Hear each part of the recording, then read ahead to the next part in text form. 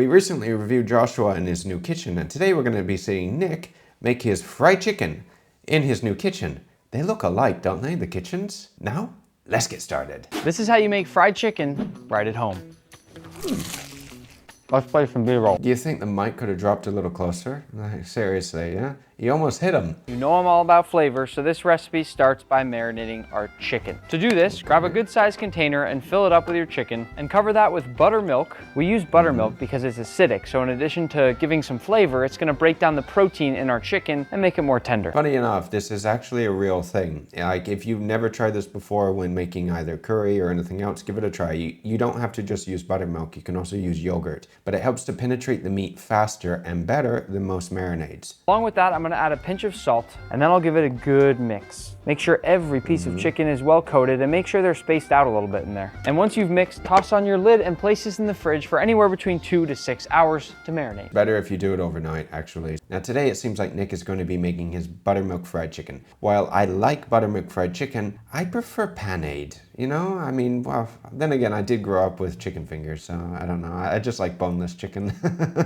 For our dredge, we'll start with some classic all-purpose flour. Just make sure you grab a bowl that you're gonna be comfortable dipping that chicken in and out of. And with this, I'll add some cornstarch, baking powder, paprika, dry mustard, chicken bouillon powder. That'll boost the chicken flavor. It's a good little secret. It'll boost the flavor because a lot of those little chicken bouillon tablets have MSG in them. The only thing I would recommend that if you're gonna be mixing this and dredging the chicken, the amount of flour that he has in that bowl, get a bigger bowl or get a gastro, like get a small pot, something so you don't make a mess. And I would be adding a heck of a lot more spice than what Nick is adding. Some black pepper, salt, onion powder, garlic powder, a little thyme, and some smoked paprika. Give this a whisk to fully combine, and just keep in mind that you can use whatever spices and seasonings you want. I'm gonna move on to set up my dredge station. Now guys, you can see what I mean by this. If you look at his flour mixture, it hasn't even changed color.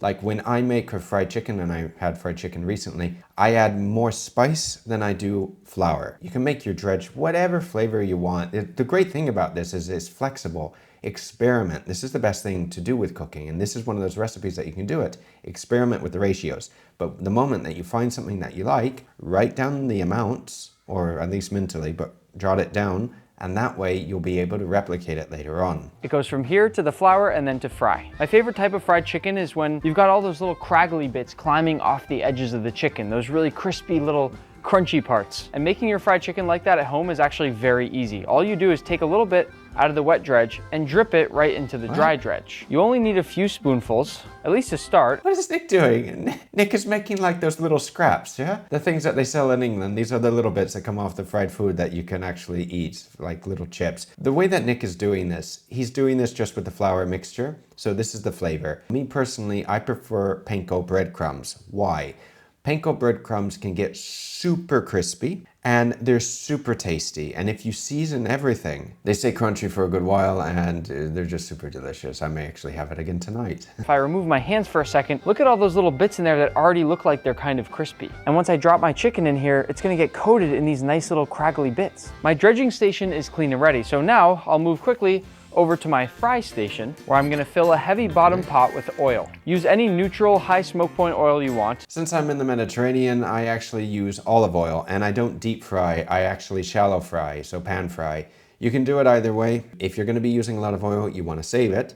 But the problem is once it's contaminated, the oil with proteins and all this, it will start to turn if you don't keep using it. So it's good for a while, but you have to use it, otherwise you have to toss it. And when I mean toss it, I don't mean actually pouring this down the sink because that will clog up your drain. Unless of course you're renting and you just don't care about the drains, you know, you can do whatever you want. I'm using peanut oil for the flavor. And now I'll just turn up my heat to let this come to temperature while I prep the rest of my chicken. Anytime I'm dredging anything, I have one very simple rule. One hand will be used only for my wet ingredients, while my other hand will be used only for my dry ingredients. That rule is not just Nick's. This is a very common rule to have in all the kitchens. And if you're going to be panéing, which means that you have your flour, your egg wash, and then the panko breadcrumbs or breadcrumbs, then you definitely have to keep one hand dry. What you can also do if you're going to be doing either method, You can use a fork, you can use anything, tongs, anything else to take the products out of the liquid. It just becomes too messy and difficult to work. When making fried chicken, I also like to dredge just one piece at a time. As a first step, shake off any of that excess buttermilk and then move it straight into your flour and press. Now I switch hands and move that flour from the outside over the top of the chicken, making sure that I'm not getting my other hand wet. And once I know that it's been fully coated with all that flour, I start to press and squeeze. Right, so again, I would say get a gastro or get a very big plate or a wider pot where you have to not be so delicate with this process because you will get flour everywhere. It gets messy. Pushing and pressing and squeezing like this is how you're really gonna get all of that breading stuck to your chicken. And when I shake this off, you can already see some of those crispy, crackly bits starting to form, which is exciting. Before moving into a wire rack, He's excited. Huh? You know what excites Nick? Yeah? Fried chicken. give it one last shake to remove any excess flour and then bring it right over to rest. When it already looks this nice and we haven't even fried it, that's a good sign that it's gonna be a great piece of fried chicken. Back when I was a kid, I'm guessing that my mom probably didn't love when I made things like fried chicken at home because the kitchen got pretty messy from all that flour, all that buttermilk, and all that oil spraying everywhere. And occasionally that is still what happens if you make things like this at home, but I like to think that I'm a little bit neater now. The big thing to learn when you're cooking, right, is that in the beginning, you're gonna make a mess. It doesn't matter. The only difference is, will you learn from not making a big mess in the kitchen after years of cooking, or will you not learn from these like little mistakes? Because you think of it, when you make a big mess in the kitchen, unless you have like little minions to clean up after you, you have to do it yourself. Watch out, take the oil off the stove quickly. Oh, fuck me. What are you doing? Lawson, just for 5 minutes, go and pick some fucking strawberries. Technique that I'm using here to dredge and fry all this chicken is the same technique used by lots and lots of restaurants and even fast food places. These simple steps are how they get that crispy texture, that delicious taste, and that beautiful golden look every time. When you're using breadcrumbs, you do not want to do this. Lumpy breadcrumbs is not a good thing. Oh, look at that one. Dang. I've been making fried chicken for a long time at home, and I feel like for it to be dredged properly, you have to be a little bit rough with it. Really get in there and press down and squeeze. You know, it's a good thing that Uncle Roger's not reviewing this right now, because that little thing that he said, be rough with the chicken. To be a little bit rough with it. Really get in there and press down and squeeze. I just have a feeling that he would say something raunchy, wouldn't he? Maybe it's better that he's not watching this, yeah?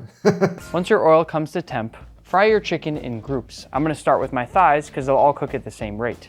When I lower them in, I also like to wave slightly back and forth like this so it kind of goes in gradually and then I drop. And now we're cooking. The most important thing when you put the chicken in, first, you should put the things in that are gonna take the longest. So this means the biggest pieces. Secondly, always put it in away from you, okay? You can wave it around in the oil if you want, but always lay it away from you, because why? Think of it like when you get in the bathtub. What's gonna happen? Splashing. And you do not want this to happen with hot oil, especially not towards you. I started my oil at a slightly higher temp than what I want these to actually fry at because they're quite cold and they're gonna lower the temperature of the oil right as they go in.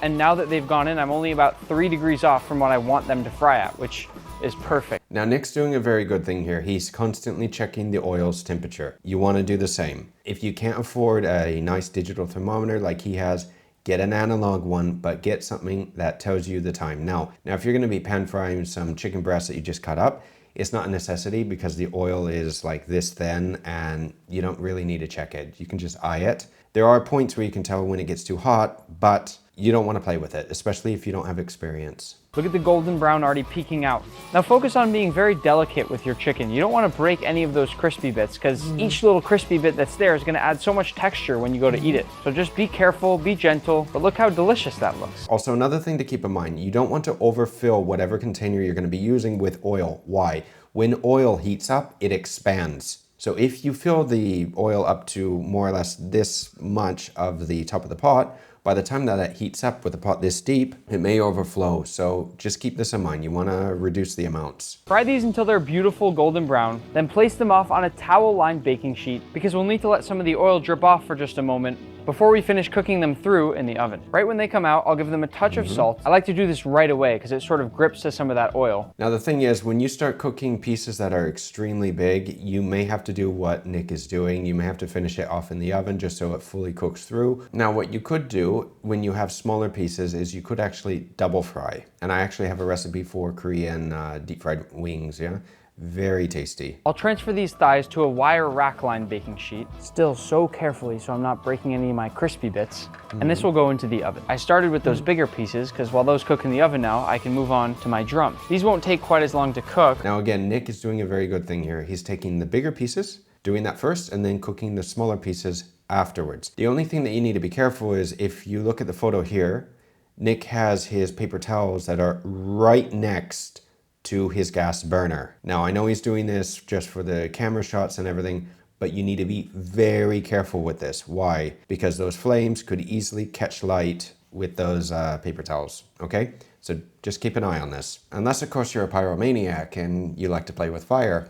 So once they join the thighs in the oven, everything will finish at the same time. Sometimes I like to see how many crazy little crispy bits I can get leaping off the chicken. Look how tall this one is. This piece of chicken just looks insane. I challenge you to see how long you can get those crispy bits. Once these are beautiful and golden brown, I'll take these off as well. Those are looking gorgeous. They look very good and tasty. Like Nick did an excellent job. Same thing again, quick pinch of salt, lock it onto the chicken right away, and then these crispy boys can join the rest of our fried chicken in the oven to finish. I always like finishing them in the oven either way because it just gives you that extra safety to know that things are fully cooked. Once they are done, I prefer not to do the chicken on the bone because if I want to take my chicken and then stick it on like a little piece of bread, maybe make a sandwich out of it, it's a little challenging, isn't it, when you have a bone in the center.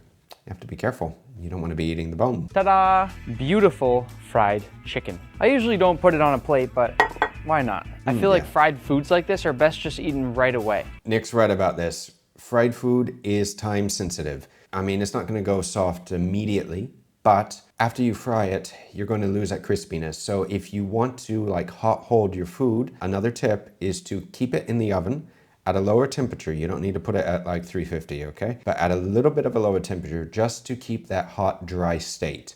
And that way, if you have like a half hour, an hour before dinner, it will still stay hot and crispy. But the plate does look nice. Pair this with your favorite dipping sauce. I like to do a combination of ranch and blue cheese. I hope nobody judges me. Whoa, wait. Ranch and blue cheese? Oh, you can do what you want. I've never tried that before. What is with ranch dressing now and like pizza and everything? Why is everybody using this?